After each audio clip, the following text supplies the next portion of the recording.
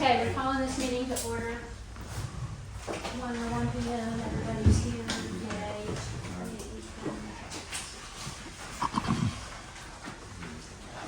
Ready? Okay. Roll call vote of trustees, please. Hochatown. Here. Diane Jordan. Here. Todd McDaniel. Here. Chad Sargent. Here. Brenda Walters. Here. We have a quorum. Okay, recognition of guests. We have fewer guests. I'm going to attribute that to rain, but I'm okay with that. Okay, item number 4, public hearing regarding the proposed Town of Hochatown comprehensive plan. This is to open the public hearing and call for any comments regarding the comprehensive plan. And once all participants have been heard, we will announce the conclusion of the public hearing. Okay, who do we have that wants to speak on comp plan? Anybody? Hearing none, I think we've done our work already, right? Okay, no comments. Discussion, you good, Brad? Comp plan? Yep, okay. Discussion, consideration, and possible action, approval, rejection, amendment, and/or postponement regarding the proposed Town of Hochatown comp plan. Do we have a motion to approve? I make a motion to approve. We have a motion by Brenda. Do we have a second? I'll second. We have a second by Todd. May we have a roll call vote, please? Howard Haggard. Yes. Diane Jordan. Yes. Todd McDaniel. Yes. Chad Sargent. Yes. Brenda Walters. Yes. Okay, that motion carries. Agenda item number 6, Well- public hearing regarding, If you'd like to see a presentation from TSW, she's here to present that, or if we want to continue I moving think forward. we should go ahead and continue. We'll do that later. Okay. Agenda item number 6, public hearing regarding ordinance number 18 and ordinance of the mayor and the board of trustees of the town of Hochatown, Oklahoma, adding title 20 zoning, providing for general provisions, establishing districts, establishing use provisions, establishing dimensional development standards, providing for nonconformities, providing for administration and procedures, providing definitions, providing a severability clause, and providing for a publication and an effective date. Announce the opening of the public hearing and call for any comments regarding ordinance number 18 on zoning. Once all the participants have been heard, announce the conclusion of the public hearing. Do we have any comments on ordinance number 18? Ordinance 18? Okay. All right. First, I'd like to thank the board for giving me the opportunity to participate in this project. Zoning a new town is exciting. Reading the zoning documents, not so much. Kind of legalistic. I'm grateful that the board has had the wisdom to bring in experts to guide us. I don't know how we could have arrived at the current point without their help. Julie Fort gave us a good introduction to zoning, and Christopher Myers and TSW brought us home. I hope after it's published, people will look at it carefully, review it, and be happy with the plan, or most of it, because nothing's perfect, and there's always somebody that's going to be unhappy with something. But remember, it's not carved in stone. It's digital. It can be fixed and amended as needed. The document that you're considering today is the core, but not complete. There are issues we still need to address. Things like lighting standards, signs, and the establishment of procedures to create planned urban districts, which I like to call PUD, which is the British word for dessert. Because I think that those planned urban districts could be a great dessert in Hochatown. Something that will make the town special. We'll be meeting monthly, and the public will be welcome to participate. So that's all I have to say. Thank you, Ruth. Ruth has been to, if not Thanks, every Ruth. meeting, almost every meeting over the last year and a half, whatever we've been working on these. So thank you, Ruth, for being a great participant. Only a year and a half, I'm sure it's 5 years. Yeah, I know. People don't realize how much has gotten done in such a short amount of time. And again, these are just starting places. We'll come up with issues and we'll fix them as we go. But we've got to have something to start with. So thank you for all of the work that you did on that, Ruth. Okay, anybody else that wanted to talk about this?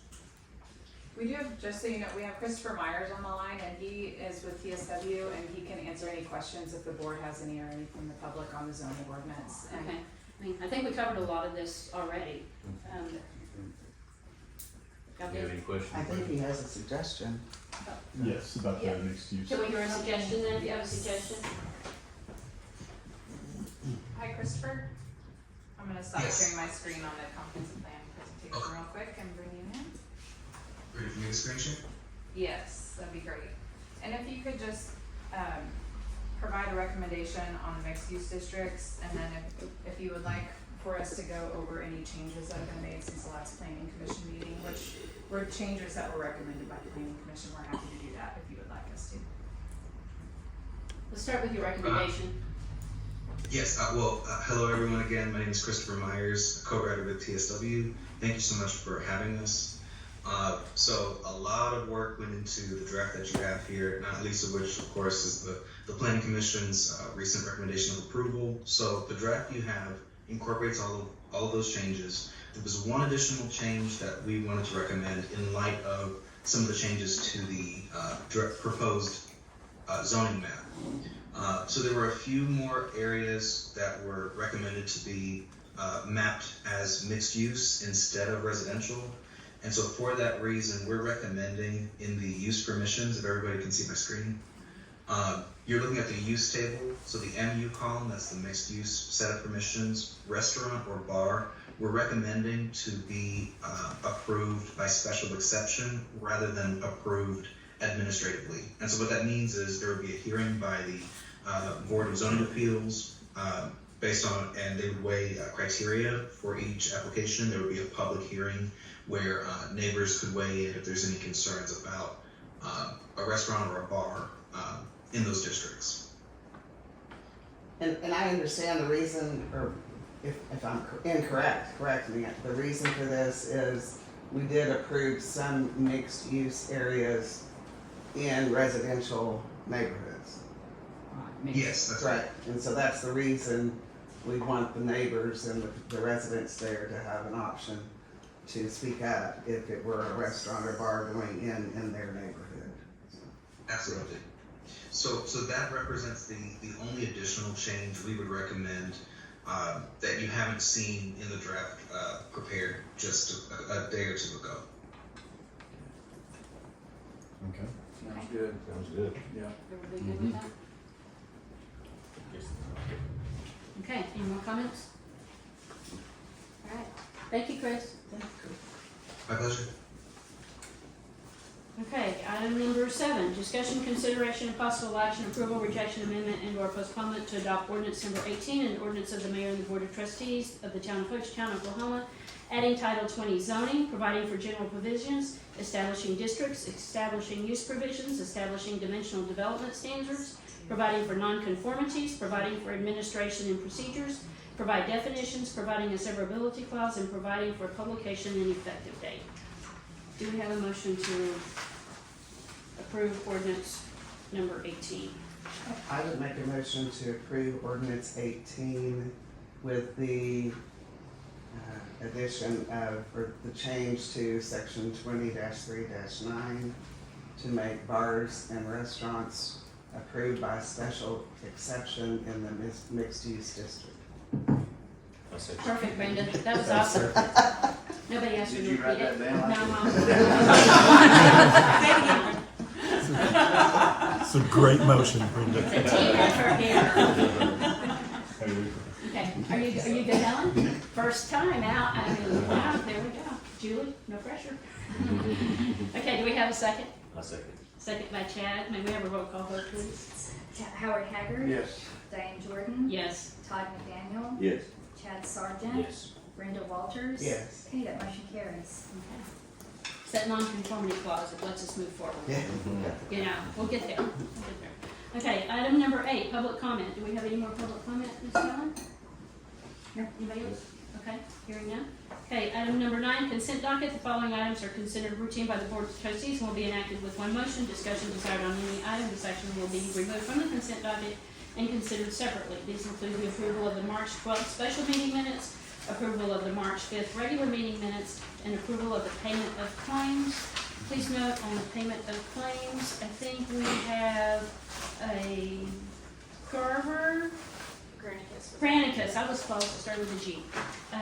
We got the Granicus invoice kind of late, but I wanted to make sure everybody had a chance to see that.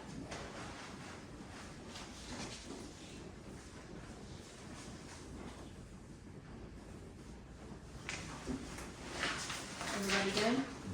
Okay, do we have a motion to accept the consent docket? I'll make a motion to accept the We have a motion by Howard, do we have a second? I'll second. We have a second by Todd, and then we have a roll call vote, please. Howard Haggard, Yes. Diane Jordan, Yes. Todd McDaniel, Yes. Chad Sargent, Yes. Brenda Walters. Yes. Okay, that motion carries. Okay, discussion number 10, discussion, consideration, and possible action, approval, rejection, amendment, or postponement regarding items removed to the consent docket. We don't have that. Okay, before we go forward, we're gonna move to agenda item number 20.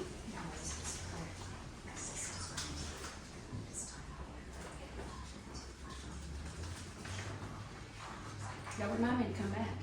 Charles, that's your job. Okay. Okay. Item number 20, discussion, consideration, possible action, approval, rejection, amendment, and/or postponement to establish planning commission application criteria in accordance with ordinance number 16 at code section 2-1-1 and establish deadlines for applications to be submitted. Do we have discussion on planning commission? I believe we set some parameters a couple of months ago to open it up to individuals who may live outside the city limits that That they own have, property? that they own property within the Right, I town. think we're good with all that. And, Yeah, that was my reference to the section 2.1.1, was that amendment that we did pass a few meetings ago. I've lost track at this point, so I think what we need to do now is just, we had a prior application we put online. We need to update that to make sure that people understand they can apply for the commission under that new provision and get that back out there so that we can get folks applied. I think Adam has some comments as well. Yeah, so we developed that form and advertised for these planning commission seats that are available on November 19th of 24. We have received a total of 7 applications so far. So due to these changes, we do recommend rebuilding a form to include that and then also advertising the changes so that people realize that there is a new opportunity for candidates. Can you reach out to those 7? Absolutely. Ask them to Yeah, we have apply. their contact. Okay, Yeah, we can provide them with an update that we're going to re-advertise. okay, And if they'd like, we can keep their current application on file. okay. Okay, I think that's good. Everybody else good with that? What I would suggest is the motion just set a deadline by which you want those applications to be, the deadline to be cut off. Ooh, that seems long. I mean, You want to do 10, 2 weeks? 10 days? I mean, 14 days? I mean, good. Kind of seems like, if we push this information out, if they're interested in serving, they're gonna let us know. But the longer we wait, I feel like the longer we wait. things 14 down. to 30. I would just set it so it's that they're in before your next meeting, because you're not gonna be able to appoint anyone until your next meeting anyway. Well, what about the, who has the calendar? What about the, like the Wednesday before, so we can have the names in our board packets?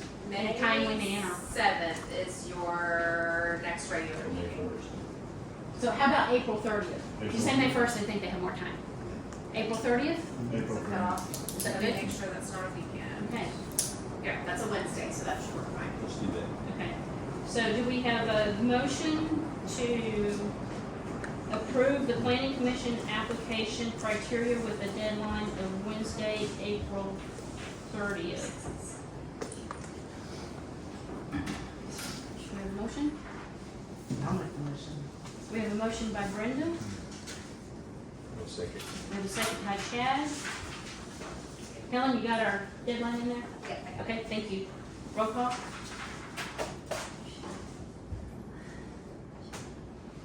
Howard Haggard, Yes. Diane Jordan, Yes. Todd McDaniel, Yes. Chad Sargent, Yes.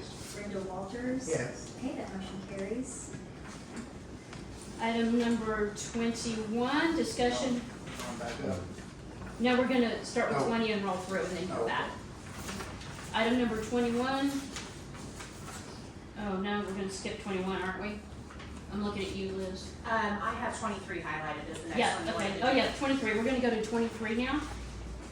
Discussion, consideration, possible action, approval, rejection, amendment, or postponement to adopt ordinance number 19.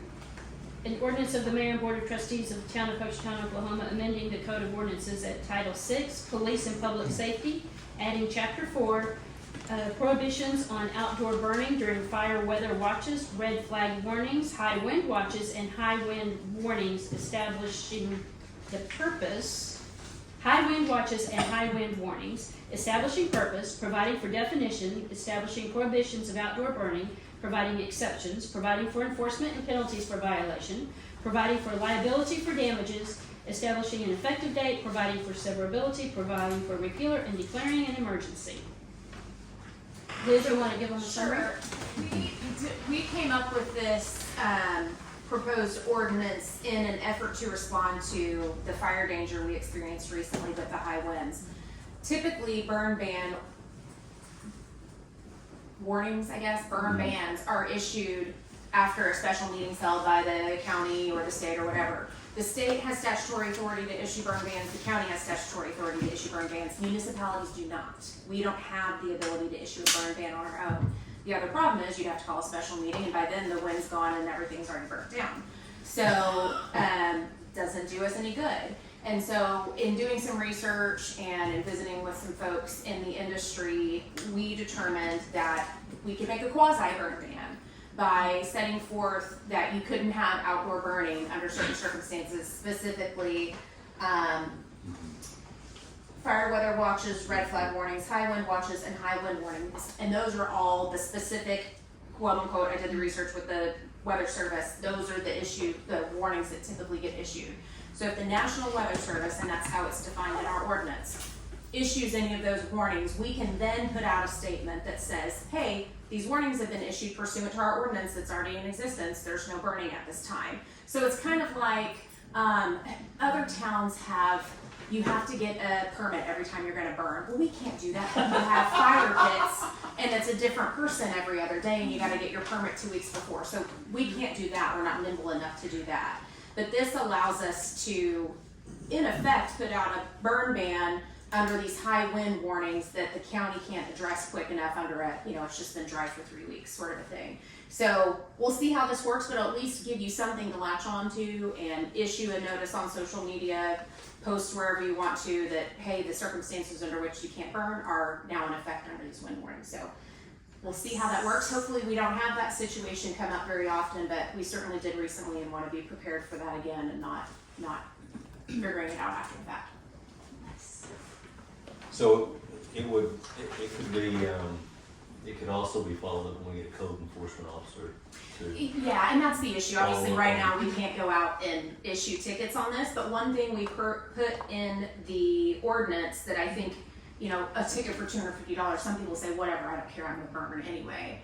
The default, even without this ordinance, is if you start a fire and it burns the cabin down next to you, you're liable for that, under the law, period, even without an ordinance. But we spelled that out in our ordinance, that you will have liability for any damage caused for violation of this ordinance. So I'm hoping, to the extent people read that, this is one I think we should publish in full in the paper. Sometimes we do limited publications. I think we'll publish this one in full so people can see it. But ideally, people understand the significance of burning under those circumstances, that if you cause a fire, a significant fire, you're going to be paying for that. In addition to just the penalties and fines, which right now we're still in the process of being able to go out and write a ticket for. So I'm hoping it will be a deterrent at a minimum for now. And I think also to follow up on that, I mean, the reality is in Hochatown right now, I mean, a perfect example was last week when my neighbors had a fire get out of control.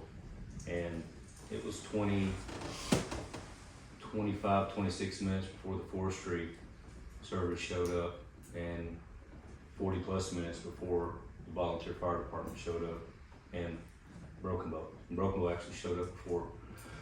But the way 911 works, it's not, they don't work in cohesion, so it's almost like they call as we know, they call the volunteer fire department, they're a volunteer fire department, so their downtime and their time to respond could be delayed due to the fact that they're a volunteer fire department. So the situation is crucial that we spread the word when we do pass this, because some people, it's an accident. Sometimes the situation happened near my house the other day was wind shifted, it got really up and fast and quick, and if it wasn't for myself and some of my employees at Bendigo's to act fast and grab some fire extinguishers and get up there and put it out. Of course, I called Adam too, and he came up and we handled it, and neighbor was very thankful. But I was very shaken by it, because if we weren't there and the individual potentially was preoccupied, and it could have really got out of control and spread through the neighborhood real quick. Because it was 20-something minutes, and that fire was moving quick, and it took 5 to 7 minutes before it got out of control. And so yeah, I think this is important, but it's also going to be important that we spread the word and we have some sort of connection. Some are not social media connected, so it will be transparency will be huge on making sure that everyone is aware. Well, one thing we might want to consider doing, Adam, is providing a copy of the ordinance to the property managers that we've got connections with, so that they know about that, because they may even want to post something in their cabins about, hey, don't burn during this time. Okay.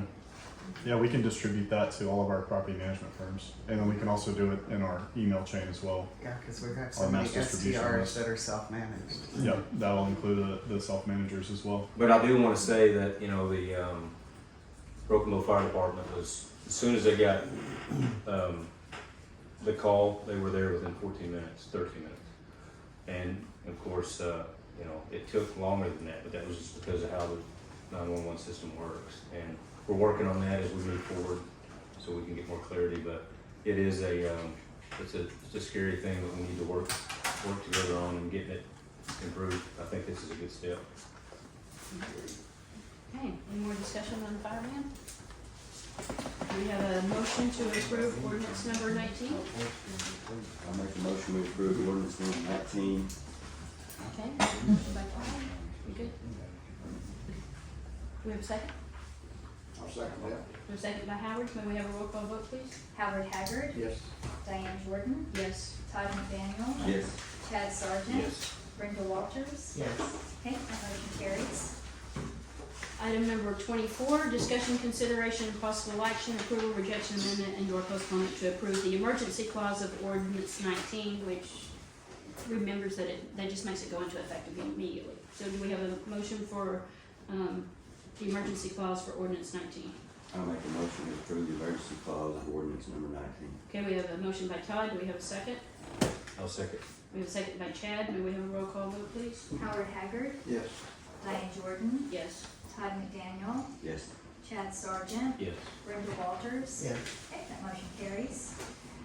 Item number 25, discussion, consideration, and possible action, approval, rejection, amendment, and/or postponement to adopt ordinance number 20, an ordinance of the mayor and the board of trustees of the town of Hochatown, Oklahoma, amending the code of ordinances at Title IV Business and License Regulations, amending and replacing Chapter 3, mobile vendors and solicitors, defining mobile vendors, establishing license and sales tax permit requirements and exceptions, providing for license application, providing for bond requirements, establishing hours of sale, establishing permitted locations, establishing distance regulations, providing for invitation to enter a private residence, providing for penalty, providing for severability, providing for repealer, and declaring an emergency. So that is in your tab.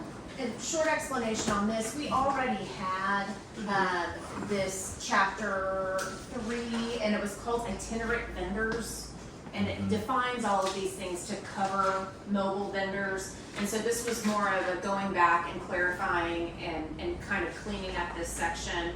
And it applies to not only, something like a food truck or a truck that's selling non-food items that's not a permanent station.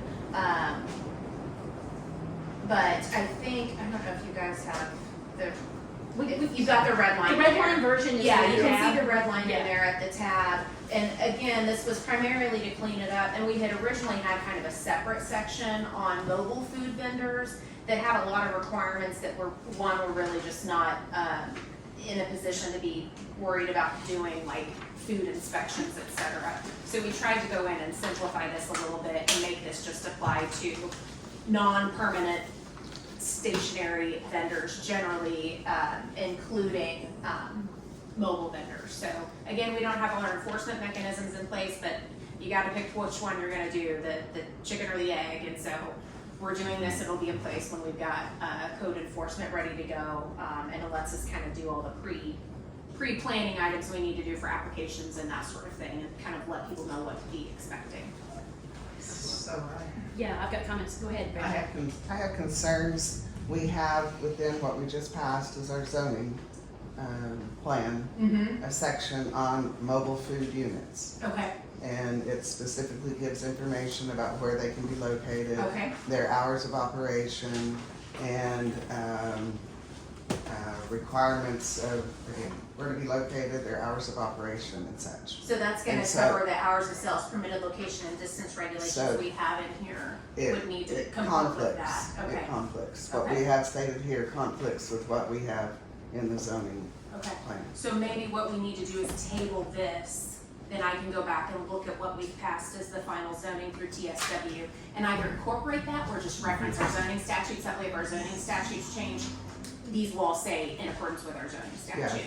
Okay. So, that makes yeah, if complete this sense. didn't include the mobile food units, then we might could continue with Okay, these plans. Because the but zoning is just with but respect to for the mobile, I believe so, Okay, but we I'll want read you that. to take a look at it. okay, Well, that may be a good place to, again, fix that where it's not just mobile, but it's also selling beads and sunglasses or whatever. Well, mobile food unit, but yeah, you're saying, Yeah, yeah, yes. and itinerant, but Vendors. itinerant vendors, I think, in my mind, I picture those as something different. it's pretty, that definition is pretty broad, Money it orders. covers pretty much, Right. persons, companies, organizations engaging in business of hawking or peddling or soliciting in the streets or public places from door to door, selling any article of trade or commerce, so it's, I mean, it's obviously very broad, so. It sounds like we need to study now that we've passed the zoning compared to this, and then I can propose some changes. So I would suggest we table it, take any other comments, but then table Right, it so I as can. I said, I have some all more that. comments, but I agree that it's a good idea to table this and compare it to that. But, on section, they're not page number, but section 4-3, -54, the hours of sales. I had a lot of discussions with this, with different people in town, and we're talking 8 AM to 9 PM. I'm like, well, that doesn't work for my people that are, gotta get breakfast. So do we wanna allow the coffee and food carts to open at 7 AM? Is 6 too early? Is 6 okay? I can't remember if Do we you- have a specific in the ordinance, I don't, I know it's. I can go get it. What was the number on It's 4-3-54, right here, hours of operation. So I was thinking before 8 AM would be fine, but let's add this to our discussion, as soon as we're gonna table this. And after 9 PM, well, we know that they're looking for food at 2 AM. I mean, it'd be nice for them to have some food as they drive home, I'm just saying. Because some of the food vendors were actually going to the bars, whether it was Chiggers originally, they're going there because there's no other place for them to get food. This, our ordinance, Do you remember what it says? it What's the place to shut down? says they are located in a food truck park.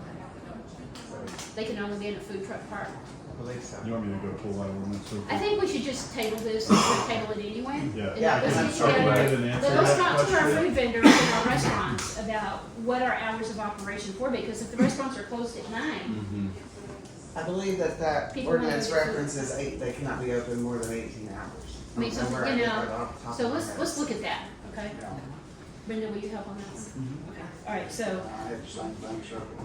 is that was yours? I had a couple of others, but that was the big one of, I wanted some more comment on that. I'll send a follow-up email to the board with the snippet of the zoning, right? Okay, that sounds good. Perfect. Okay, so, you guys wanna table, no, would y'all like to take no action on ordinance number 20? Yeah, I'd like to point out that 26 and 27 on our items, it refers to that same ordinance 20 as ordinance 19. Yep, and we've got that fixed. Okay. Yep. but you'll wanna table all three of those. Then, make a separate motion on each, but I think you're gonna need to table all three. Okay, so on agenda item number 25, can we take no action on the approval of ordinance number 20? I make a motion to take no action on the approval of ordinance. Okay, we have a motion by Brenda. Do we have a second? I'll second. We have a second by Todd. May we have a roll call vote, please? Howard Haggard, Yes. Diane Jordan. Yes. Todd McDaniel. Yes. Chad Sargent. Yes. Brenda Walters. Yes. Okay, that motion carries. Item number 26, discussion, consideration, and possible action, approval, rejection, amendment, or postponement to approve emergency clause of ordinance number 20. Please make that corrected. Okay, do we have a motion to table ordinance number 20? Make a motion to take no action on ordinance 20. Yep, okay, we have a motion by Chad to take no action. Do we have a second? I'll second. We have a second by Todd. Roll call vote, please. Howard Haggard, Yes. Diane Jordan, Yes. Todd McDaniel, Yes. Chad Sargent. Yes. Brenda Walters. Yes. Okay, that motion carries. Item number 27, discussion, consideration, possible action, approval, rejection, amendment, or postponement to set the rates for licensed fees for mobile vendors as provided in ordinance number 20. Do we have a motion to table? Make a motion to take no action. Yep. Thank you, Todd. To set the rate for license fees for mobile vendors is provided in ordinance number 20 at code section 4-3-2. Okay, no action. Motion by Todd. Do we have a second? I'll Yes. second. Go ahead. Second by Chad. Do we have a roll call vote, please? Howard Haggard, Yes. Diane Jordan. Yes. Todd McDaniel. Yes. Chad Sargent. Yes. Brenda Walters. Yes. That motion carries. Okay, item number 28, discussion, consideration, possible action, approval, rejection, amendment, or postponement to convene an executive session pursuant to Title 25 of Oklahoma's statute, section 307B1, discuss the employment, hiring, appointment, demotion, promotion, discipline, or resignation of the fire chief. Do we have a motion to enter executive session? I'll make a motion we enter into executive session. We have a motion by Todd. May we have a second? I'll second that. We have a second by Howard. May we have a roll call vote, please? Howard Haggard, Yes. Diane Jordan. Yes. Todd McDaniel. Yes. Chad Sargent. Yes. Brenda Walters. Yes. Okay, that motion carries at 1:34 p.m. Don't eat all the brownies. We will be back.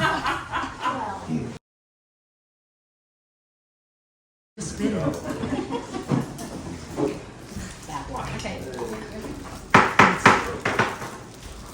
Okay, we're going to,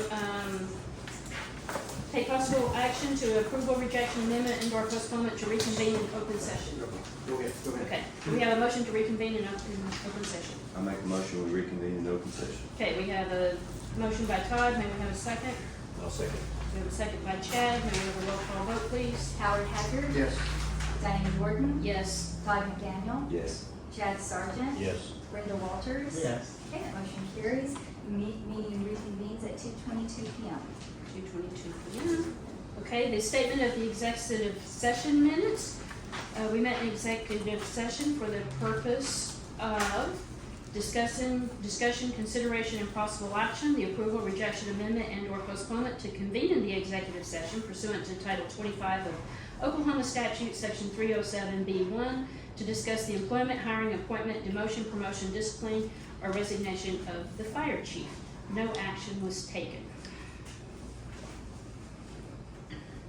Okay, item number 31, discussion, consideration, and possible action, approval, rejection, amendment, and/or postponement on any discussion for executive session. Do we have a motion to approve the contract to be offered for employment of the fire chief to Cody Gilbert? I'll make a motion we approve the contract to be hired as fire chief to Cody Gilbert. Okay, we have a motion by Todd. May we have a second?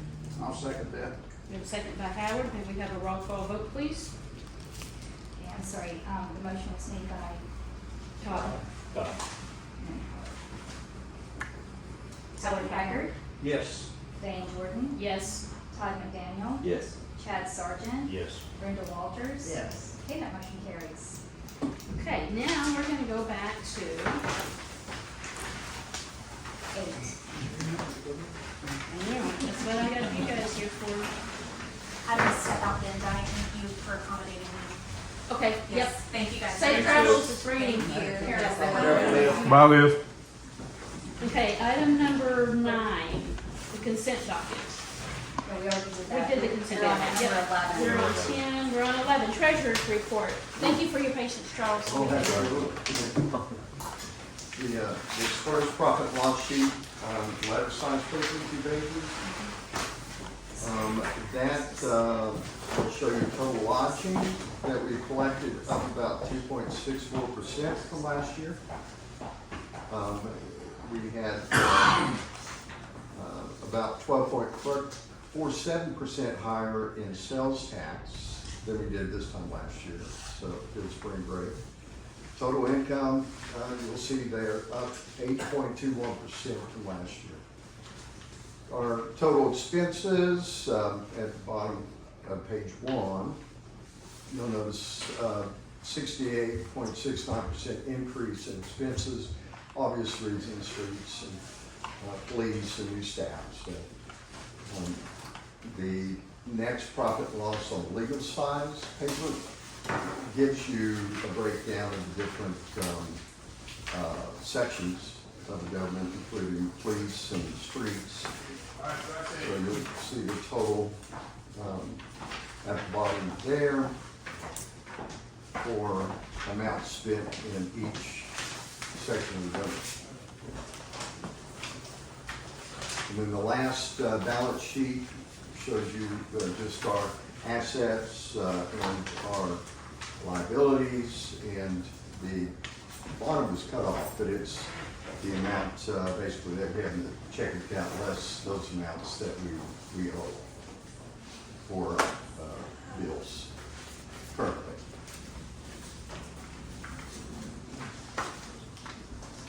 Strong numbers, they're always good. Question, what is the card service center?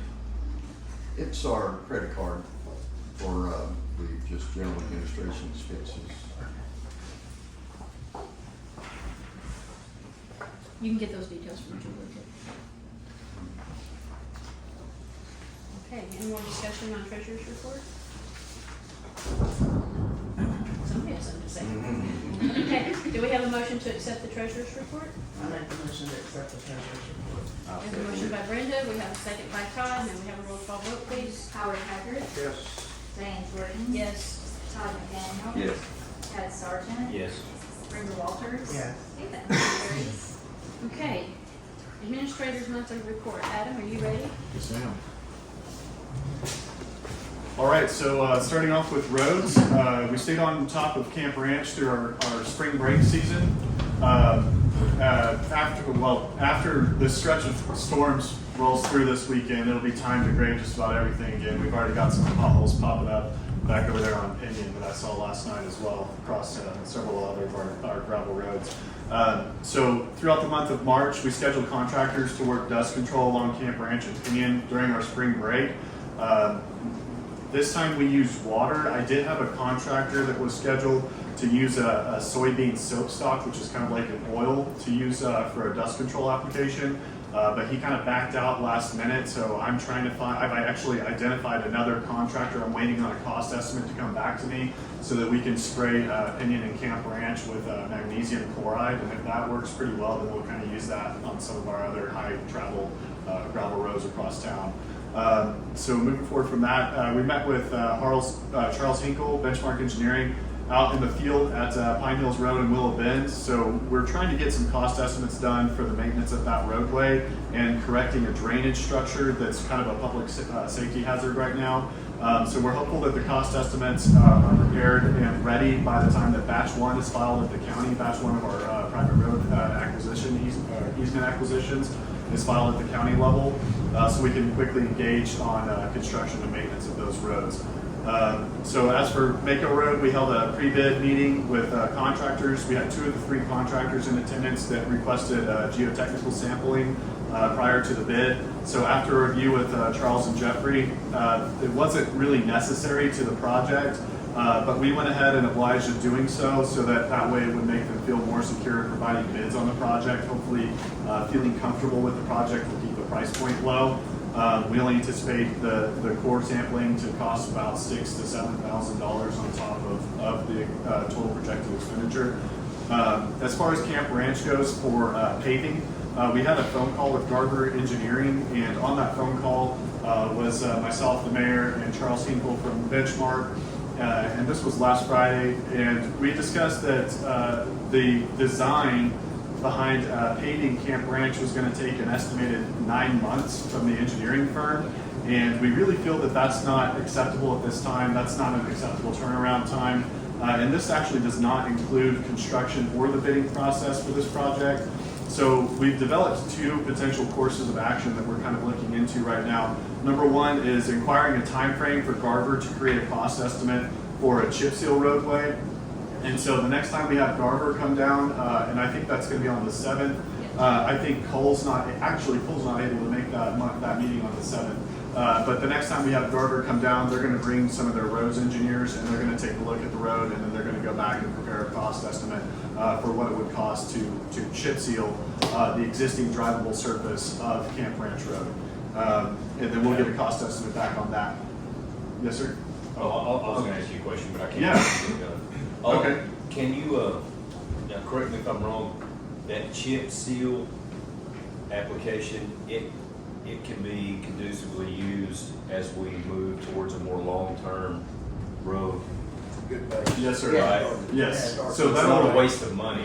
No. it's not going to be a waste of money. It would serve as a base for the next layer of asphalt to come back in. Okay. So it would give us a solid drivable surface, mitigate a lot of the road maintenance that we're doing right now, because it's every couple of weeks we're having to have it graded, and that's costing us thousands of dollars each time, depending on how severely damaged the roadway is at the time. And then also you have to consider dust control application as well, so that's an added cost on top of our gravel roadways. So it'll actually save us money in maintenance in the long run, and it'll kind of help us limp along while we get the design work done to come back and asphalt it and turn it into a 15 to 20 year road. Fantastic. Yeah, sorry, go ahead. Just a little bit more on the chip seal. Commissioner Beck asked me to go to Valley with him next week, so he's gonna show me that 5 mile road that they built on the Valley. He said it's a good 3 to 5 year fix, just maintain, so. Okay. And let's not, if we decide to go chip seal, and try to get this dust control down, let's go ahead and do Pinion Road. I mean, let's figure out the price, but if we're gonna do one, let's do the other. I mean, that's where 90% of dust comes from in Hochatown. We're gonna eliminate those 2 roads of dust. We cleaned up Hochatown a whole bunch. And you've cleaned up a lot of complaints as well, Okay. because I get calls from businesses and visitors and residents here that they're in the area constantly, and my number 1 complaint is the dust that's kicked up across the shopping Experience center. with this, these estimates are coming, or the road estimates are coming in a hell of a lot higher than what our basic bid was. Right. And we've got to do something in the meantime. So we'll package up. Gonna work. That's a good Yeah, idea. we'll package up a couple of different options for the board to take a look at. That's what we're trying to do, is present you guys with some options on what you'd like to do. The second portion of that is to put out an RFQ for Camp Ranch to be asphalted across multiple firms and find an engineering firm that can deliver us results within a more feasible time frame that's not going to be 9 months. And as a reminder, we do have several engineering firms on an MSA agreement that we can solicit out to, and then we can also, through that RFQ, we could solicit out to engineering firms that we don't currently have an agreement with, and we can just kind of check in and see what their time frames would be. Did Garber give you a explanation on why it takes them so long and why it would take them so long to do this? A lot of it was surveying. So you're locked in for 2 to 3 months in surveying alone, and we had asked for them to, instead of going out there manually, we asked for LiDAR surveying, and that was already included in the proposal. So a lot of it surveying, going back, doing deed research, identifying the property lines and boundaries, et cetera. And really, we just wanted the existing drivable surface of Camp Ranch to be paved. We don't want to kind of extrapolate. We don't want to expand the roadway in any way. It's not necessarily required. We also need to fix a lot of the drainage situations that are along the roadway as well. And so a lot of that goes into designing of the drainage channels and making corrections into that. Okay. So in my opinion, a lot of it was backed up with surveying. Okay. Quick question on Mako before we get off roads. Did that open it back up for rebid with the changes, or are you just letting the people that have it? On which project? Mako? No, we just requested geotechnical services, so core sampling every 300 feet. So that way it can identify what's going on with the base, what the moisture is, and what the material is underneath the subgrade. Okay, but it's not a back. No, we don't have to rebid or anything, no. No, so we'll just provide the results to the contractors so that way it kind of solidifies proof that whenever there is a failure, is it going to be the base or is it going to be in the compaction of the millings they're required to do? But we've maintained throughout this entire project that we're only going to be testing for the compaction of the millings. So that's what we've explained to them, but they still wanted to know what was underneath the roadway, so that way, in case there's any issues, we can address those. What are you define the millings? When you say millings, you mean, is that the layers, or is there a sub-layer? How does that work on the millings? Yeah, so on the Mako Road project is, we have it drawn out to where they'll rent a bow mag, and a bow mag is essentially an asphalt ripper. So they'll come up, they'll rip up the existing surface of Mako Road, and all of those little chips, those millings, will be laid immediately back down and serve as a base. And so what they'll need to do is they'll have to come back in and roll it in and compact it. And there's a certain percentage rating that they have to achieve with that compaction before they lay asphalt. Great. Good Good clarification. Yes. I believe it's 95, it's either 92 or 95% compaction requirement. So that geo work is that par for the course within these type of projects, or do you have one particular? It was two of the contractors expressed hesitation, and we were willing to accommodate this one time. Okay. Really, it's just so they can see what's underneath the surface of the roadway. Okay. But in our opinion, Mako is around a 30-year road, and if there were going to be base failures, then it would have already been shown. Yes. It's a solid base. Mm-hmm. All you've got to do is you just need to rip up the surface, lay it back down, compact it, lay asphalt, and you're good. Seems a waste of money, but I guess we'll do it. How many of them asked for it? So Yeah, there are several of them asked, we'll do it. 2 of the 3 bidders, and you have to attend the pre-bid conference to bid on our project. Okay. That's a requirement. Okay. So moving forward from roads, we worked with Chief to ensure an adequate law enforcement coverage from OHP, McCurtain County Sheriff's Office, and Light Horse and Parks during our spring break peak activity week. We had a meeting with American Ramp Company, who will be visiting Hochatown for an in-person mountain biking trails presentation and community analysis on April 15th at 1 p.m. This is a very meaningful project to our community, and I encourage everybody here today to attend that meeting. I think it's going to be pretty special. We reviewed tasks with our lobbyist, Pat McFerrin. We ensured that he's on task for the following: seeking funding opportunities for wastewater collection and treatment facility, and obtaining meeting opportunities for the potential partnership with Forestry Service and Parks for the town's mountain biking trails program. Over the period of this month, we worked with our planners at TSW on writing and developing our zoning regulations. We held multiple public meetings and hearings for the town's first ever zoning regulations, zoning map, and comprehensive plan proposals. Chief Williamson and I attended the HBoT board meetings and the McCurtain County Firefighters Association meetings this month as well. We met with, Brendan and I had several meetings with Oklahoma Municipal Retirement Fund to make changes to the retirement plan and documents as requested during our last meeting. We inquired availability to conduct a fiscal impact study on our municipal zone from the Department of Commerce, OSU, OCU, and Region Tract. The Department of Commerce won't be able to get to our study until mid to late summer, so we're kind of leaning towards Region Tract. And actually, just the other day, I received an email from OSU who said that they're not going to be available to conduct that study for us. And then lastly, we're working with the Hochatown Nation to develop interactive town maps to include our municipal boundaries and zoning. That'd be really Fantastic. cool. Okay. Great work. Thanks, Adam. Thank See you. what April does. Yeah. Okay. Item number 13, the police chief's report. All right. Ready? Yes, ma'am, good afternoon. So the police department's been working on the salary, benefits, retirement package, and hopefully we'll have that wrapped up for the next town meeting. Block cameras on the agenda for today. Like Adam mentioned, we attended the volunteer fire departments and the rural county fire department meetings.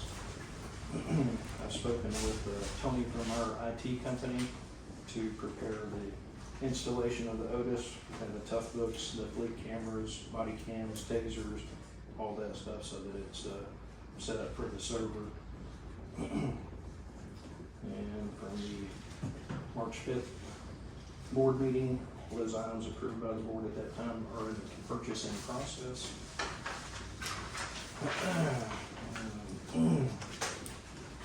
HBD was in contact with Liz from the last board meeting to make the corrections to the MOU. All those corrections have been made and they are on the agenda for today. We transferred our cell phones from AT&T Business over to AT&T FirstNet. And been working with Steve Whitlock, reference the pensions, retirement benefits. Attended the jail trust board meeting with Howard, and during that meeting I met with Jason Kennedy from Oklahoma Transportation, and they have a program where they pay the sheriff's office to take inmates out and pick up trash on the major highways. So HPD volunteered to provide the police service for Hochatown for $2.59 coming into town all the way to the county line at no charge to the county. Met with the sheriff and undersheriff, finalized the GeoSafe cost for the MOU. It's a flat fee of $2,250 annually with no per month user cost, since GeoSafe isn't extending that to the sheriff's office at this time. I'd like to thank the sheriff and the undersheriff for adding this to their system. It saves Hochatown about $12,750. So in the process of preparing to hire officers and get the salaries, benefits, all that, been working with Carissa and her creativity in creating a hiring post for social media and other resources, publishing the job postings. I've got a quote from GT Distributors for patrol rifles, pistols, and optics. That's on the agenda. And we finalized the pricing and everything for the block camera system from the last meeting as requested by the board. Myself and town administrator responded to what was called out as a house fire. And definitely have the need for a full-time fire department, in my opinion. So the Chevy PPV trucks, the town approved us to purchase, are going to the upfitter on April 17th to be outfitted. We're at their mercy, but hopefully they'll get them turned around and get them back to us. Dion Franklin from Lyft came by and visited with me here at Town Hall. She provided some Narcan, and she also offers some other cleat training that we will take her up on in the future. When PD has purchased duty and training ammo.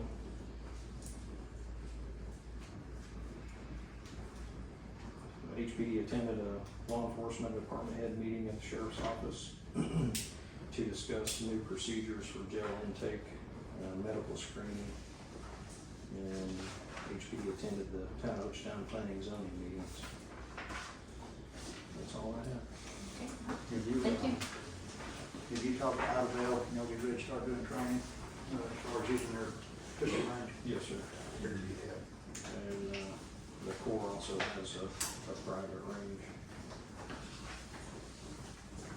Cool. Good. Okay, anything else? I'm excited to get those lines open on. Thank you. Great work. Thank you, Chief. Chris. Okay, item number 14, discussion, consideration, and possible action, approval, rejection, amendment, and or postponement regarding the amendments to and possible adoption of the Town of Hochatown Employee Handbook. I did not have a handbook in my packet.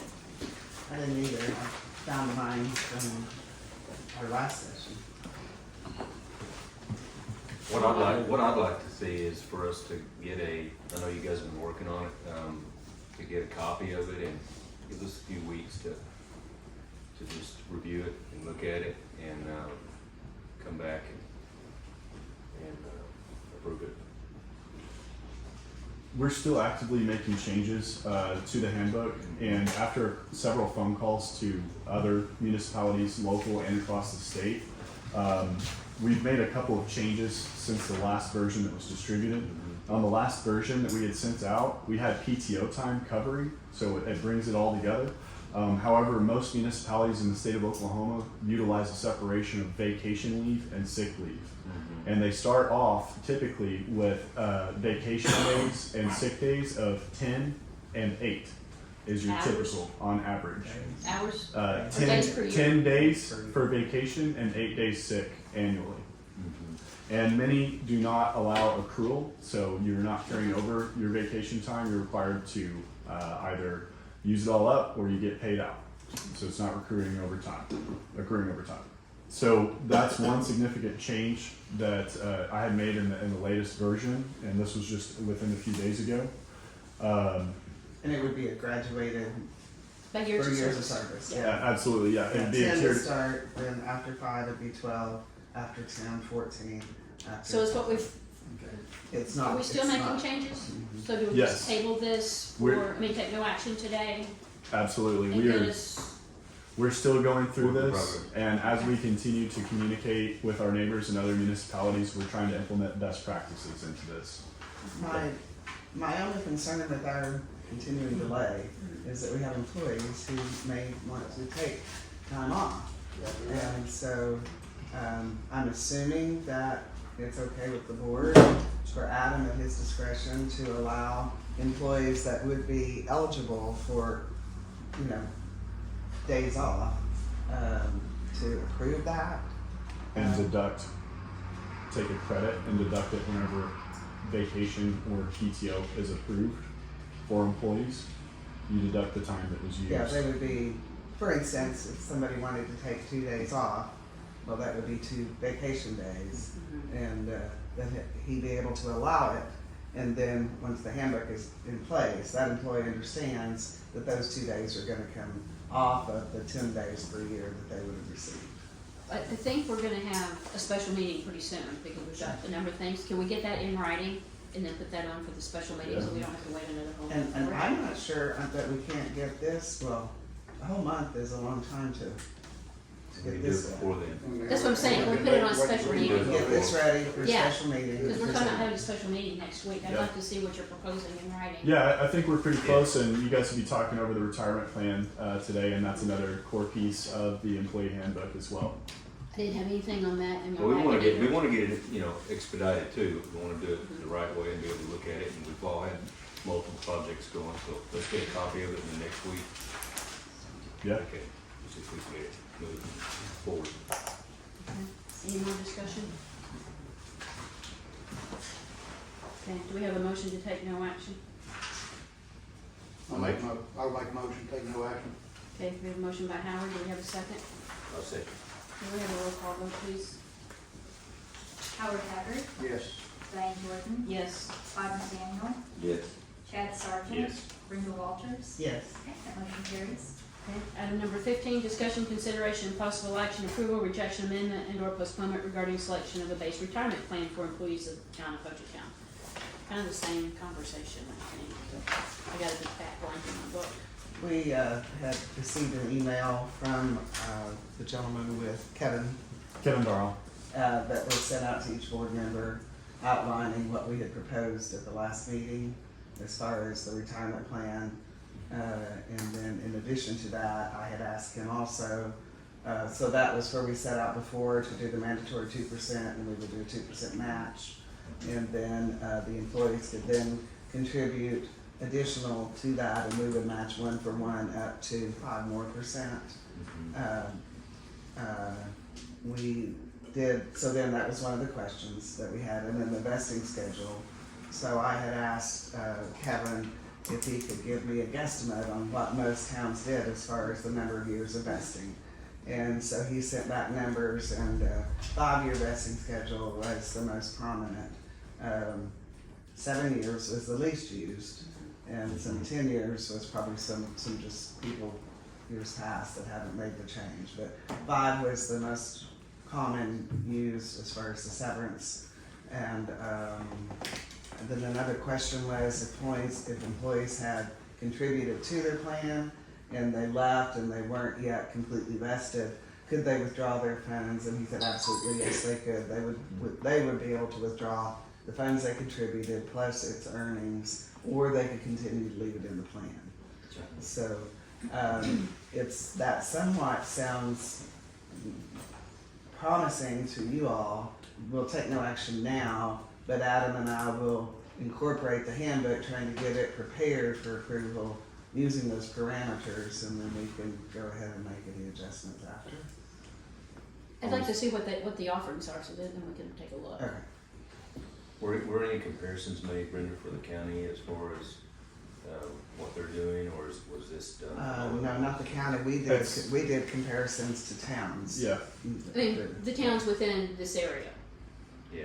No. I haven't done within this this area. county, We discussed tri-county area. we discussed mostly across the state, Yeah. and there are so many different variables Yeah. because with retirement plans, it's so modular, and every town essentially has its own custom framework of how their retirement benefits work. So you can truly just make it your own. I'd just like to see how we compare locally to the other municipalities in the area. Even though, Yeah, but I mean, that I mean, sounds, so big you go, sounds fair too. but just in our area. How they compare. Okay, do we wanna take no action on item 15? I'll make a motion to take no action. Okay, we have a motion by Brenda, do we have a second? I'll second. We have a second by Howard, may we have a roll call vote, please? Howard Haggard, Yes. Diane Jordan, Yes. Adam Daniel, Yes.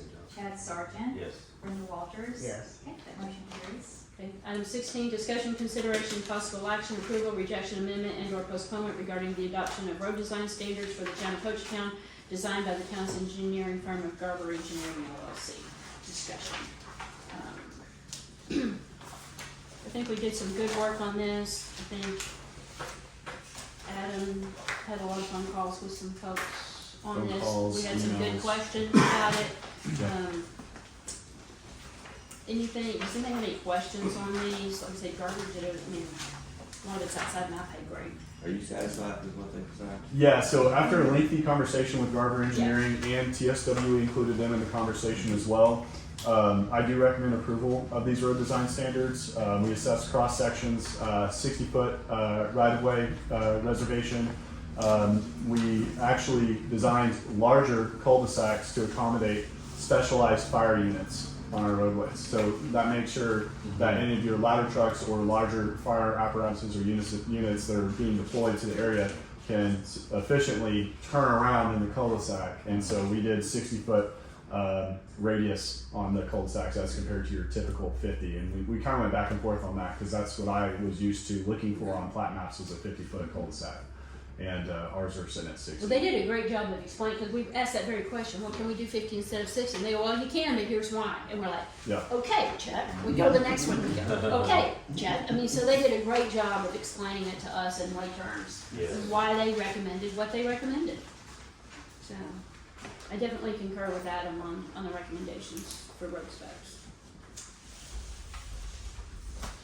Okay, do we have a motion to approve the Hochatown road specifications as outlined? Todd? I'll make a motion Okay, we have a motion by to Todd. accept the road design standards for the town of Hochatown, designed by the town's engineering firm, Garber Engineering. Okay, we have a second. I'll second. We have a second by Brenda. Can we have a roll call vote, please? Howard Haggard, Yes. Diane Jordan, Yes. Todd McDaniel, Yes. Chad Sargent, Yes. Brenda Walters. Yes. Okay, that motion carries.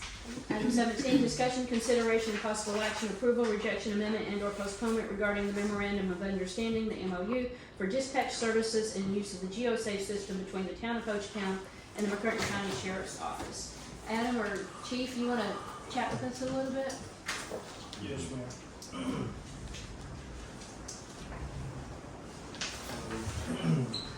This was held over from the last meeting, just to get some the fees and stuff, and what it was gonna actually cost the town, so we'll It's a flat fee of $2,250 annually.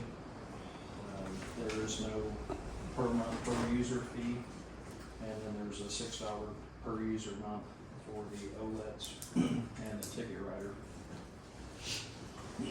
which piggybacking with the sheriff's office, saves the town $12,750 versus doing our own startup. Here's what you're telling me, because I'm going back to your report. Yes, sir.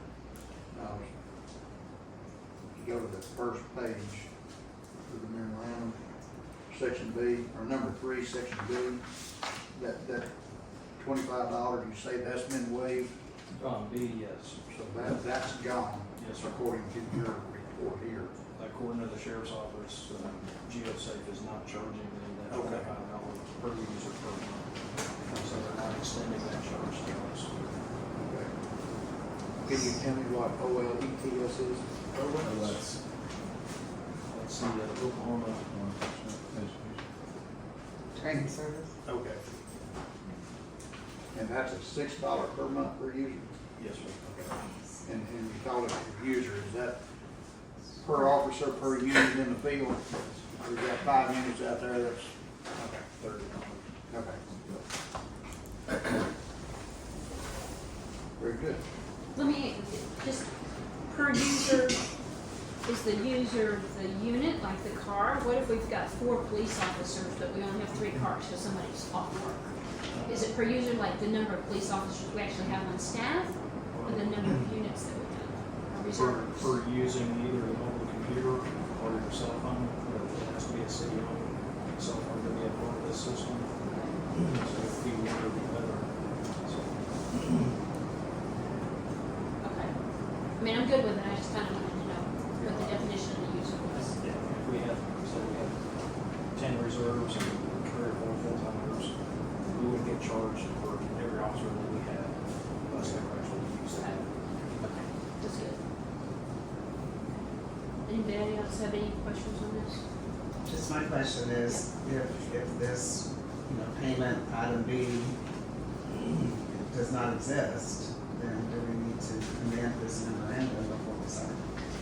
Well, if GeoCity ever starts charging insurance companies, they will extend that to us. Yes. Oh, okay. So just leave it there. Okay. Case. Yeah. You good with everything else? Yes, ma'am. Chief? Good. Chad and Alan? Yes.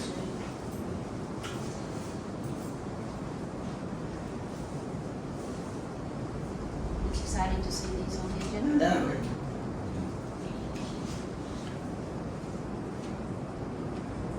You good? Yeah. Good. Yeah. Okay, all right, thank you. Sorry. I like everybody to be good. Okay, do we have a motion to accept the MOU for dispatch services with the McCurtain County Sheriff's Office in the town of Hochatown? I will make that motion. Okay, we have a motion by Brenda, do we have a second? I'll second. We have a second by Todd, and we have a roll call vote, please. Howard Haggard, Yes. Diane Jordan, Yes. Todd McDaniel, Yes. Chad Sargent, Yes. Brenda Walters. Yes. Okay, that motion carries.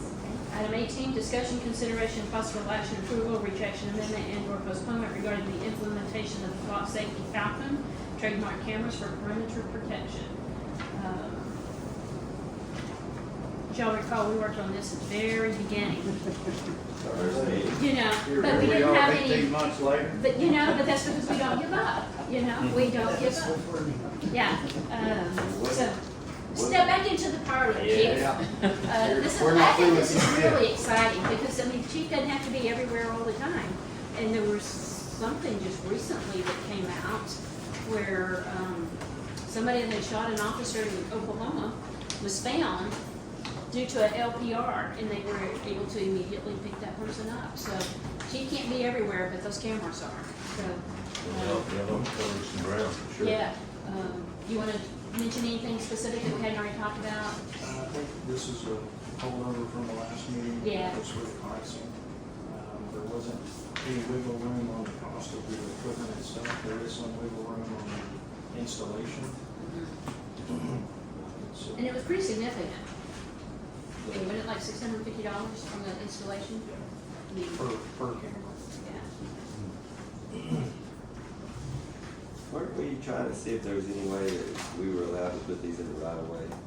That was what we were trying to do, Yeah. and, you know, there was some legislation last session that even ODOT was supportive of, but it didn't go through. And so now we have, some different parameters on all that, so that's why we are able to bring this back.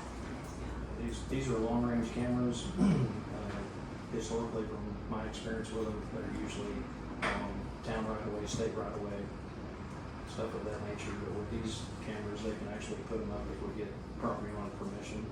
We can put them up on private property, and they still have the range and actual accountability to still be as effective as they were sitting on the side of 259.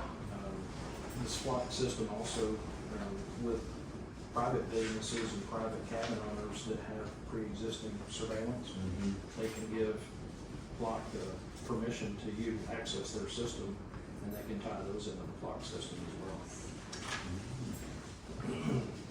What's the clarity on these cameras as far as like, you know, a distance of, you know, how, I mean, I know how my cameras work. It'll read the number on your license plate. Yeah, I mean, they're LPRs. They do have live feed cameras as well. But the LPRs, they're pretty. So where we propose to put them? Well, I think that's part of the Next discussion is where are the, you know, obviously the in and out points for us. And you've talked to them about, haven't you already discussed that with? Ideally, having one on the north end of town, one on the south end, so anything coming or going on 259, maybe one out on the south end of Luke Fodder. So anything coming in from the forestry. And we have had a little bit of interest from some of the HOAs and cabin owners about getting cameras. We're working with Liz on that for them to reimburse the town if they want to join that system. Even Stevens Gap will be, we will cross the creek potentially. I mean, I know some of those are parked, but I don't know how that would. Well, none of the locations are in stone, so obviously if the board has a specific location they'd like, that's where we'll have it put. It was interesting to me to find out that McCurtain County actually has several flock cameras throughout the county. That really surprised me. In city limits or? Some of them, some are in the county. Oh, well, just never noticed. Yeah. Kind of plan. Good. So I guess the question is, we've got quotes here, there's for one camera, I guess, there's one for 3 cameras. Is that what we got, is what I'm reading? But no matter the quantity, the price per camera is $3,000 per camera annually.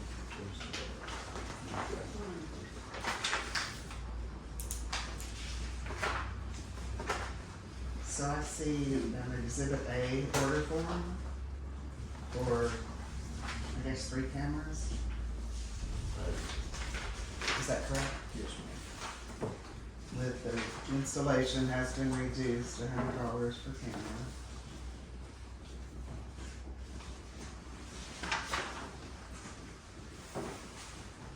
And there's where I was getting confused, because I'm reading back here on these, some of them said, you said it was $3,000 a year per camera. Yes, sir. So, But if you go up here to this one, it's talking about 3 LPR cameras. yeah, this is 3 and then 1 live feed camera. Okay, so that's where the other 3 grants come. Okay. Yes. Okay, that's where I was missing the other camera, so this is actually 4. And the live feed cameras are pan tilt zoom. Okay. So we can rotate it, zoom in, tilt it however you need to. And is this one, Where would that one be applicable Um, compared to your LPR? We're down in the strip mall where you can utilize it to capture events at the saloon. During non-saloon events, you can turn it and capture events going on in the strip mall down 259. Where's our tornado siren at? Where's what? The tornado siren, the What's siren? going on? Yeah. I mean, is the range of that live feed, if it was high enough, could you zoom in at the saloon from, say, Girls Gone Wine right here? I'm not sure. That may be. It's some, you wouldn't get any reads. That may be beyond its capability. Can we put one on an eagle nest? We kind of want to watch the Alright, sorry, I'm sure you could get enough, support from the community. yeah, okay, well, we'll do some Eagle Cam and Lake Cams, if we can have fundraisers for those. They do have mobile trailers, but those are $10,000 a unit, so I opted not to go with those. So what we're looking to approve is, I don't know, I see it as this piece of paper here. Is that what y'all are looking Looking at exhibit A, order form. at? Yeah. That's what I'm looking at. Okay, me too. So we've got 3 block cameras. And we got the 1 live feed. So for the first year, the total cost is $14,700, and each year after that, it would be $12,000. So $1,000 a month for 4 cameras. Cheaper than a police officer, isn't Yep. And when all of that come back to here, or where town hall, or where the police department's at, Wherever our where server we set is, it up, the officers will also be able to see that in the from video. from the units. Cool. This is where we make technology work for our town. We said that when we first incorporated Yeah. this, let's let technology run, help us. I'm all in favor of it. Do we need to get this corrected on this address, physical address? We got 9983, and I'm just probably the address the block had when we were over in Suite A. It's probably where that came from. Is all the data collected belong to the town? Yes.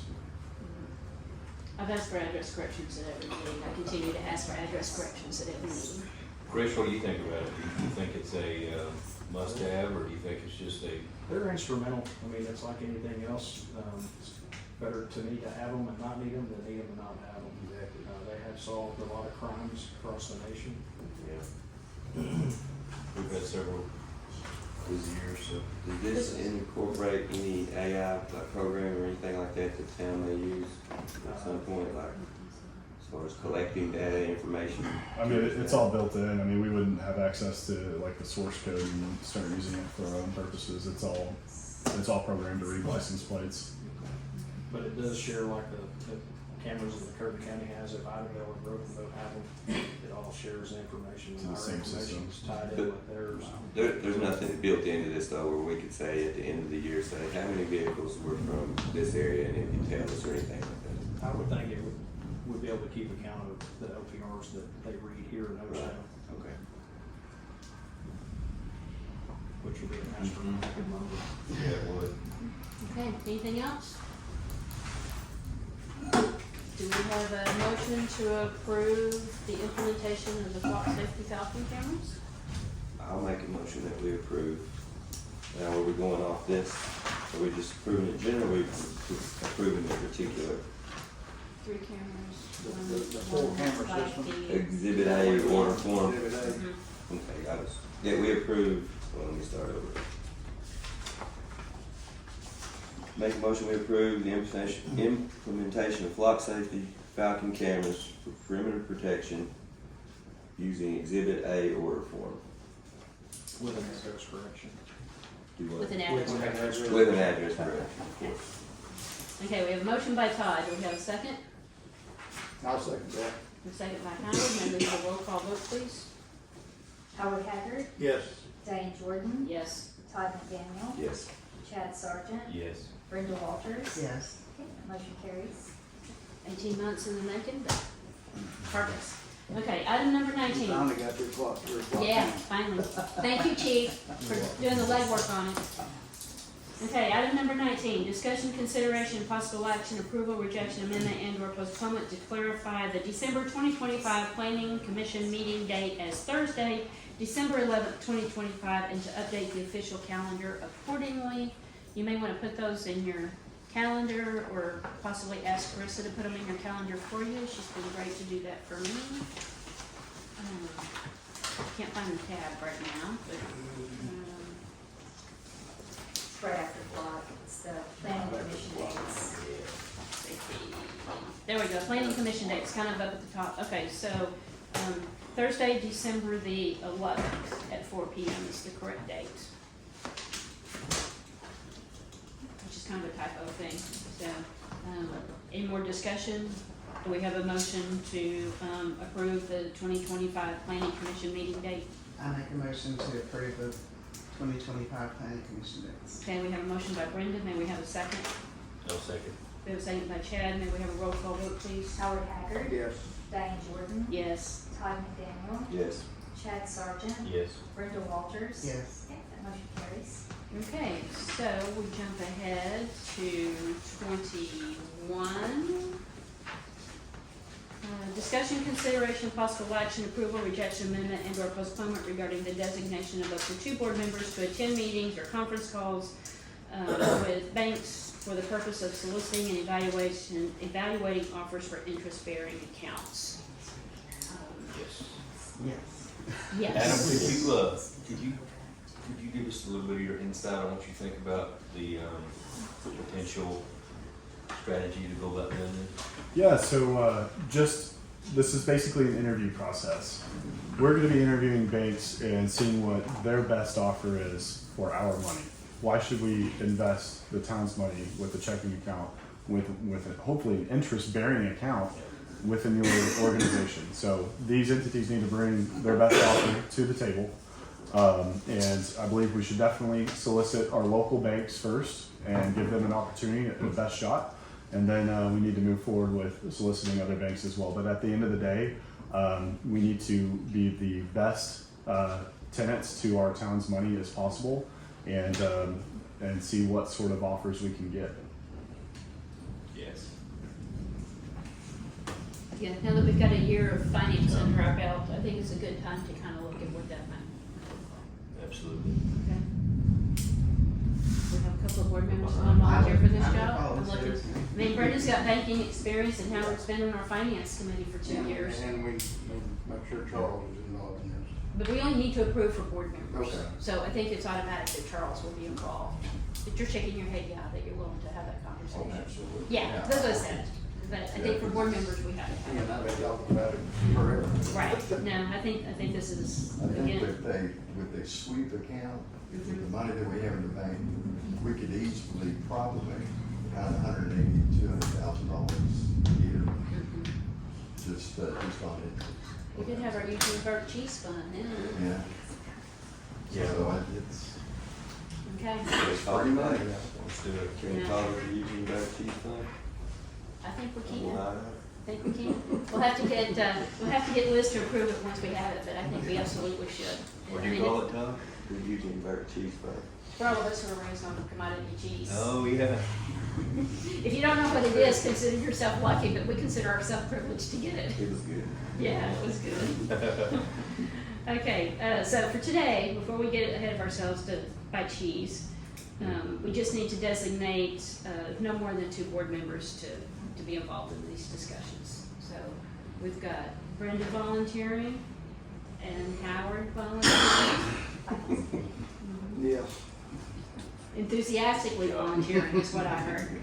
Okay, so do we have a motion to designate Brenda and Howard to work with our finance chair on financing? I make a motion that Brenda and Howard, what's the wording? Attend meetings. Start Attend, I move that they volunteer to attend meetings or conference calls with banks for the purpose of soliciting and evaluating offers for interest-bearing accounts. All right, I love our board.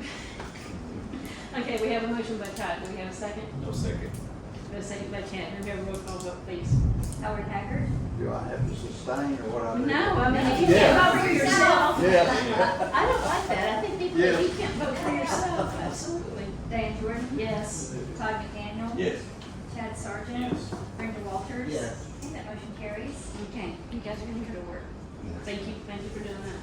Item number 22, discussion, consideration, and possible action, approval, rejection, amendment, and/or postponement regarding sponsorship of the 2025 Oklahoma Forestry Youth Camp, including potential donation levels in support of recognition. This was very similar to what we did with our baseball team. I think we're gonna start getting more and more of these, but as we start to engage with our community, I think it's important that we look at the ones that benefit Hochatown, because that is the name of our town. Forester Camp has been going on, I think, for 60 years in Hochatown. They're on about their third generation of kids. I went and spoke to them last year at Forester Camp. It was a lot of fun. So anyway, they're asking us to be a supporter. Liz has approved the request. And so our options are, you can see the options in your book right there. On the pledge form. Yeah, I think we did $1,000 for baseball camp. Is that what we decided on? We did 15. I thought we did 50. We did 15. 1,500? Yeah. This one of the things that it has is, we could do a $1,000 sponsorship and 2 sponsorships for camper kids, so maybe specific. It's like, it'd be great if we had more kids from Hochatown that would apply. So maybe we could emphasize, encourage our locals to apply for that. Is that a separate, the camper has to apply for that 250 or? No, the kids get to attend for free, but if you want to sponsor the kids doing it, it would be $250,000 so that they don't have to pay for it. 50,000. I mean, yeah. It feels like Where do I sign up?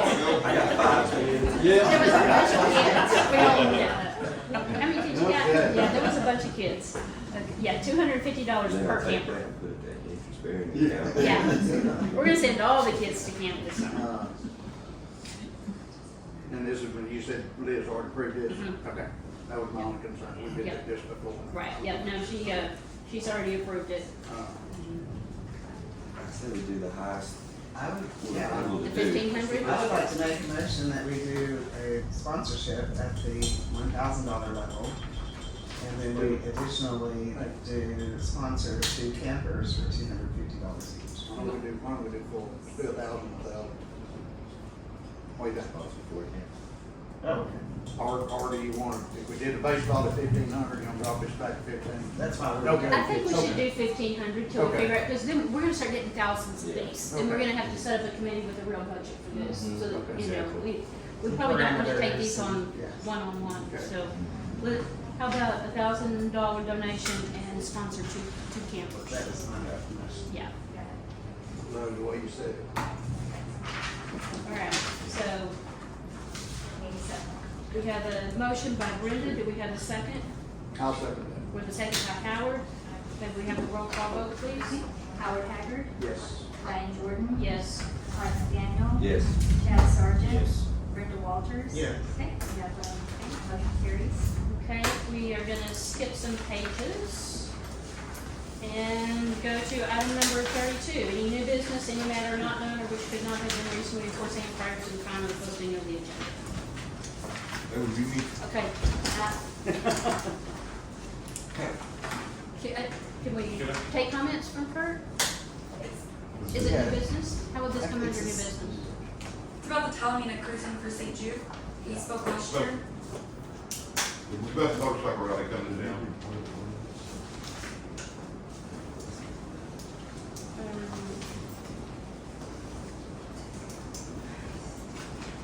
Come talk to us, Kurt.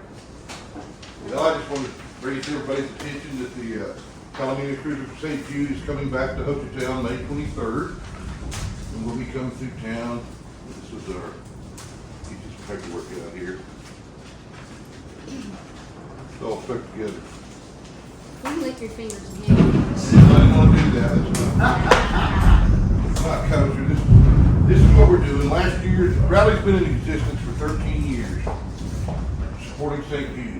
We've raised over $600,000 throughout the 13 years that it's been in existence, supporting St. Jude's. But last year we raised $102,000 in sponsorship money, and McCurtain County raised $29,800 and some odd dollars of that. Through donations from local businesses here, where I made a big banner and advertisement, and another guy that sold a half a pig and half a hog process, sold $10,000 worth of chances on it. And then the Watering Hole did their annual poker run, which is coming up May 10th, that supports this rally. They made about $3,800. So everybody in McCurtain County chipped in big time last year, and we made a good showing. Out of the 102, we had almost 30 of it. So that's a very good showing. And I've talked to tons of these people that rode through here with us last year. They came back. Later in the summer, I was getting calls every weekend. Hey, come see us, we're over here. You know, and they came back to McCurtain County, and it helped everyone's business. You know, so we're excited to be coming back through here again this year. We're doing basically the same thing as last year. We're coming through, and we'll be eating at the Lookout Kitchen around 10:30 to 11:30. We'll be at Choctaw Travel Plaza fueling and leaving there, headed to Talamina about 12:30. We head all the way up to the mountain. Last year we got the fog on the mountain pretty bad. We got out of the safe, and one got injured. We had one wreck, but she survived graciously. She was on the next day and went on that day. But anyway, I just want to let everybody know we're coming to town again, and I am seeking sponsorships from local businesses. One other thing is Girls Gone Wine has graciously donated us little bags, and we're putting stuff in those bags from all the local businesses that want to advertise. You know, 10% off coupon, a koozie, an ink pen, a bottle opener. But it has to be a fairly small item because we're going to give them out at lunch at the Lookout Kitchen, and they're on bikes, so it has to be a small bag. So they're giving us little 2-bottle wine bags. They're already donating those with a bottle with a wine opener in them. And then everybody else is throwing their stuff in there. The city of Rockville is putting koozies and 10% off bracelets for every business in downtown. Just one bracelet gets all the businesses. They have a 10% off coupon deal. It's on one of them little rubber bracelets. And you can go into any business in downtown Rockville and get 10% off. Who's doing that? Vicky at the chamber at the Rockville City. She goes, I'll get you koozies and that. They really want us to come to Rockville, but we don't have the time. We don't have the time to get there. It was a 300-mile ride that day, so. How many bikes? Last year there was 221 left the convention center coming this way, and I think 203 made it. We had one bike break down, and his whole group dropped out, went back to the hotel. They had to go get cars to come get him, but the rest of them go without him. Well, I think we also need to include a best decorated bike contest, because I went through the parking lot, and there were some awesome, there's some awesome bike decor going on. There's some awesome bikes. And we will not ride if it's pouring down rain. If it's doing this, we will not ride. We'll just stay at the convention center all day. And I know that Carissa is working with the City of Rockville and McCurtain County Tourism Authority. We're setting up a table down there. They're giving us a free table at the convention center where all our vendors and stuff are set up. Where's the convention center? In Arkansas Convention Center. Oh, okay, okay. That's where the rally's based out of. You check in on Thursday evening, and we stay there Friday, Saturday night, and everybody goes home Sunday morning. We ride all day on Friday and Saturday. And then each night we have live bands, silent auctions, all kinds of You'll money. be back at the convention center. We're back at the convention center. We make a loop. We'll come up through here and go right back to the convention center. We'll be back at the convention center by 4 o'clock on the Friday afternoon. And then we have dinner at 6. Everybody that signs up for this rally costs them $100. They get 2 meals or 3 meals a day, 2 great guided rides, and then all they have to do by their hotel. That's awesome. It's a great deal, and like I said, we raised $102,000 last year. That was a record. And I'm wearing a shirt that said the ride, I don't remember what it said, the last ride. Well, our coordinators that have been doing it for the last 13 years are getting well up in age, and they decided to retire from it. We found new coordinators, and the ride survives is on the shirt this year. So we found new coordinators that took it over, and they've been working really hard with us. So I'm just doing my part, getting McCurtain County set up.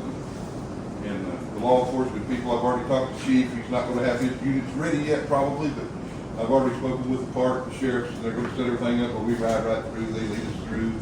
It's a big old parade. So if you have any businesses along the highway, it's a great to get out there and sit and watch them go by.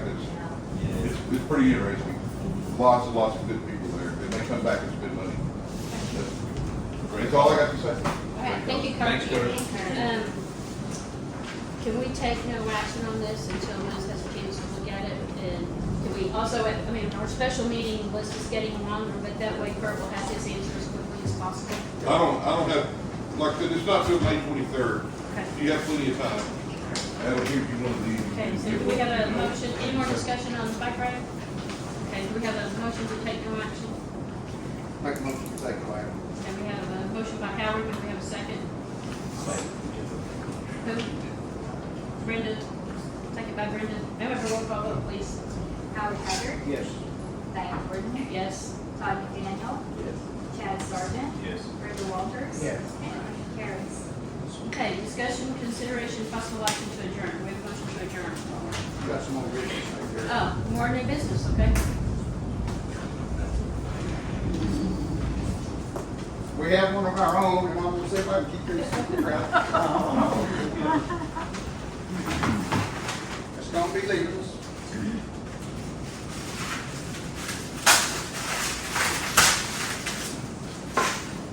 From all of us to all of you.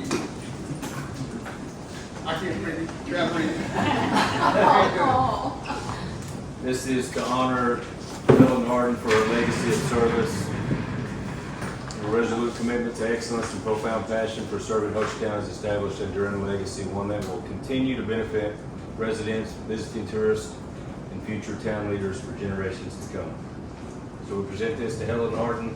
Thank you so much for everything you've done.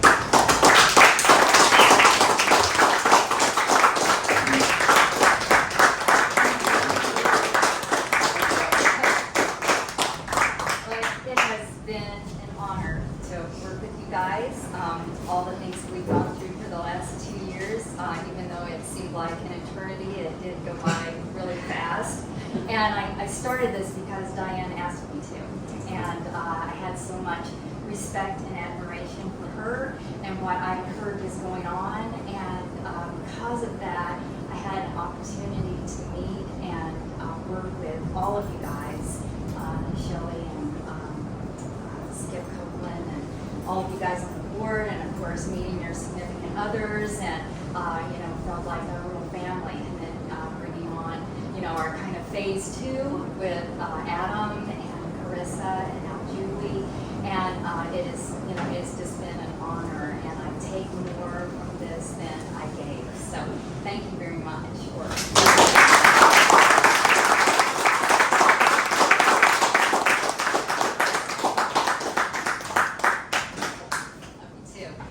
We'll get a picture afterwards. We'll get a picture. Yeah. Okay. We got paperwork. Do we have any more new business? Okay, we've done a lot of amazing things this session. This was a great one. Okay, we have a motion to adjourn. I make a motion to adjourn. We have a motion by Brenda, do we have a second? Second by Todd. We don't have anybody to call roll. Sorry. I got it. Howard Haggard, Yes. Diane Jordan, yes. Todd McDaniel, Yes. Chad Sargent. Yes. Brenda Walters. Yes. Okay, the meeting adjourns at 3:26. And Okay, see y'all in a couple of weeks for a special session. Yeah.